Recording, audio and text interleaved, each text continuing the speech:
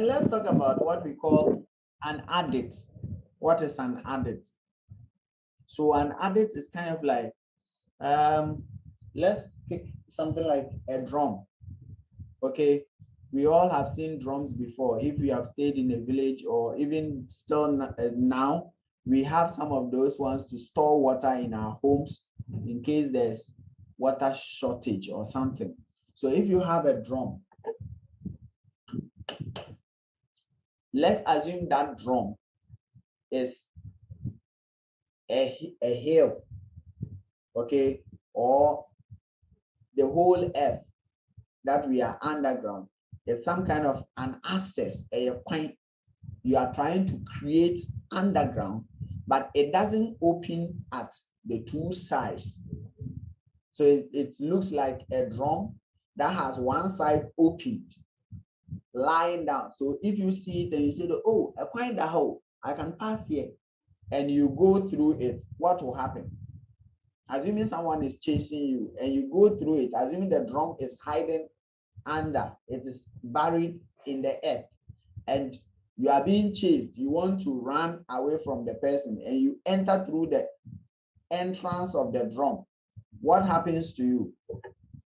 Exactly. So when we are talking of an adit is a horizontal access we've created that has only one entry point and it doesn't open at the end. So you go through it and then the end side is blocked. Then the elder brother of an adit is what we call a tunnel.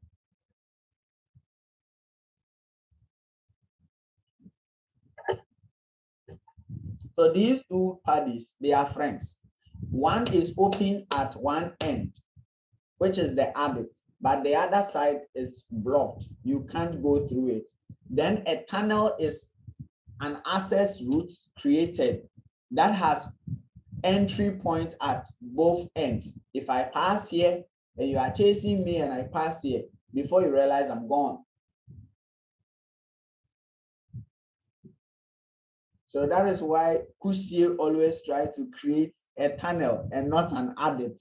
So if you are going to hunt for Kusie, you look for all the tunnels it has created around that particular hole, block all them with sacks, and then you can start giving it some hits. And then as it tries to disappear through any of those access routes, you get it. So you block other side. You block one side of it, it becomes an adit.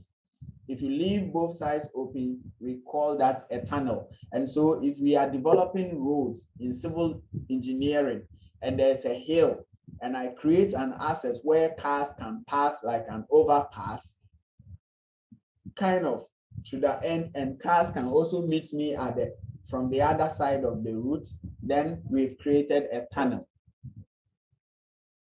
Then we have a gang. A gang is a worthless minerals associated with the valuable mineral in the ore. So let's say that I am interested in gold. So I was trying to explain the term gang. And what does gang mean? Gang, in simple terms, when we have any mineral. So all you need, before you can define what a gang is, you first have to define what your mineral is. So if I want to mine gold, gold is always associated with certain mineral. So in my processing stage, I will end up having some mineral associated with that gold, which I don't like, and it is worthless to me. So in some terms, you can call it more or less like waste. But that one is kind of when you have gotten to the processing stage. So it says that it is a worthless mineral that is associated with a valuable mineral. It could be something like pyrite. Some geologists that wherever you see pyrite, it gives you some indication that there is gold available around that particular vicinity or that area, which they are more or less like friends. They are always moving together. Silver is also a friend to gold. So your likelihood of identifying traces of silver where there is gold is high. But then your interest is the gold and not silver. And so at that point, your silver becomes a worthless material, which is junk. I don't know if the explanation is clear. So let's then move on. We have what we call a raise. A raise. So let's say we are underground. We have first explained that we have something we call levels. And within levels, we have drives. And within drives, we have crosscuts. You see the road network we are creating down the beautiful society. And we are getting the whole town underground. And so assuming we've created our levels and the levels are too long, so I further divide the levels into levels. So when I do that, those levels I am using to divide my levels, we call them sub-level. So if I have a level, sub-level, sub-level, a level, and now someone is working at the top, I want to get access to the person, or I want to get to the next level at the top. So if I am at the ground floor and I create an access to go to the top floor or the floor above me, that route or access I create to go up there, if I am going up, I call it a raise. If I am also at the top and I want to create an access down to the next level below my feet, I call that a raise.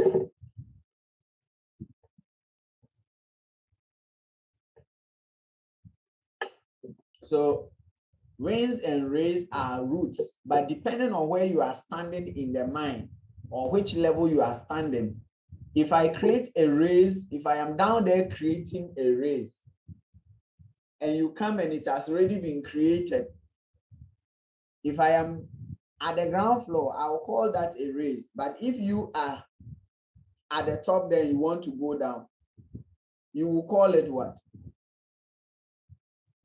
Anyone? The explanation given. A raise. A raise, simple.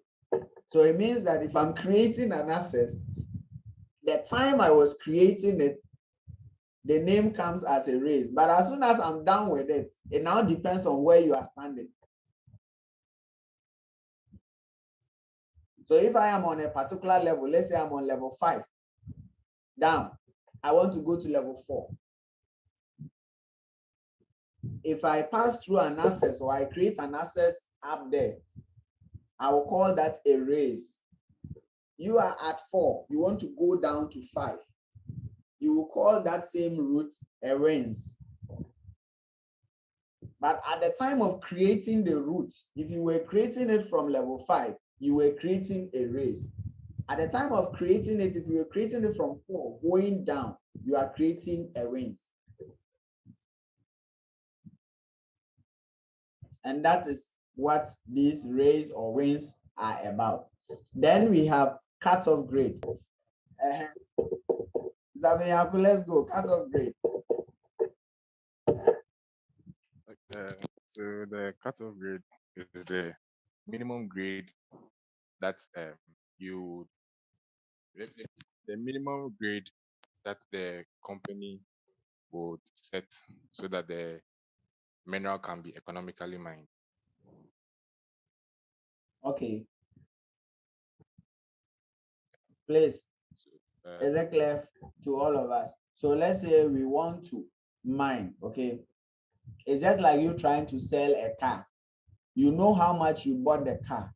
You know how many years you have used it. You know the mileage of the car. You know the problem you are facing with that car.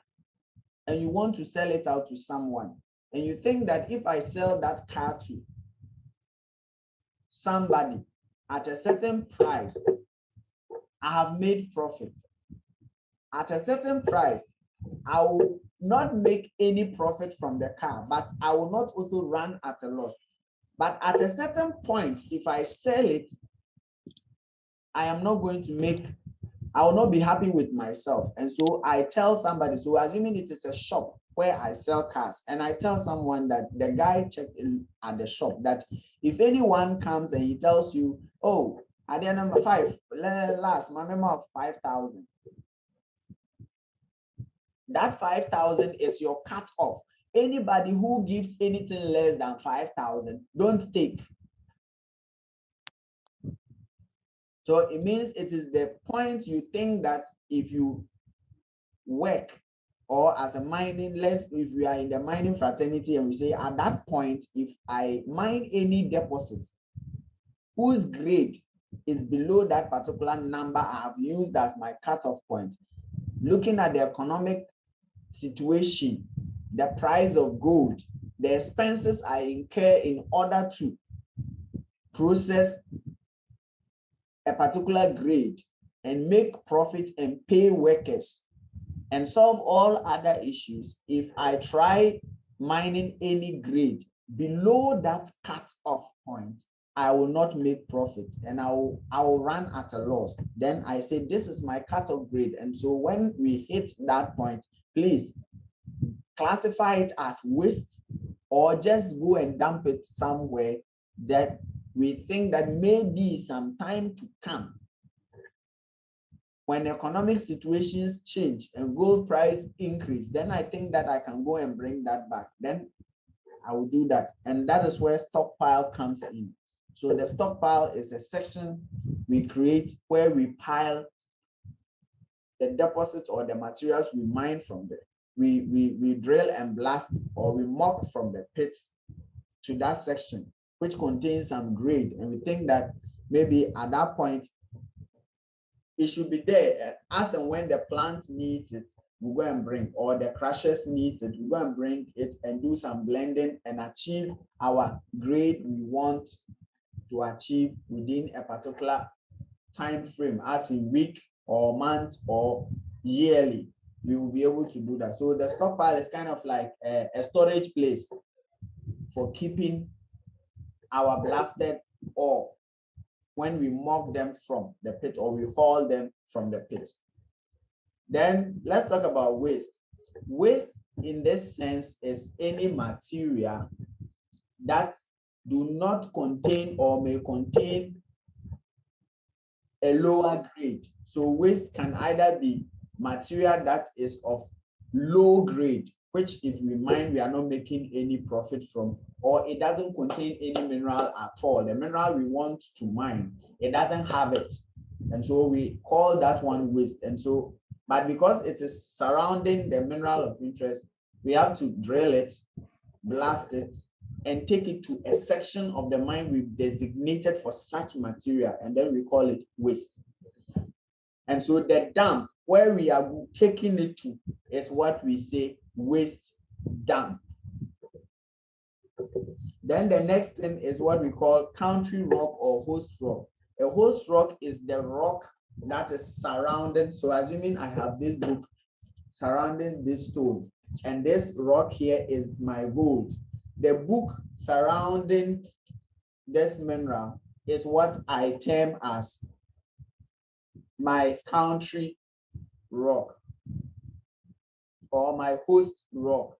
So if we say a host is someone who owns something and is bringing visitors or receiving visitors. So host rock simply means the rock within which our mineral of interest or our rock is found.